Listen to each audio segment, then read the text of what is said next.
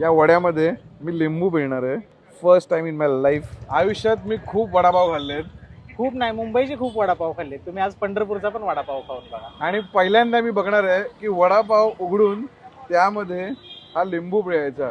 लिंबू पिळलेला आहे आणि वडापाव बंद झालेला आहे. मध्ये भाजीचा रंग पण बघ, काय सुंदर रंग आहे भाजीचा. आणि आता मी लिंबू पिळला आहे आणि परफेक्ट पाव, परफेक्ट साईज. म्हणजे जसा वडापाव खूप मोठा पण नाही, खूप छोटा पण नाही, परफेक्ट वडापाव.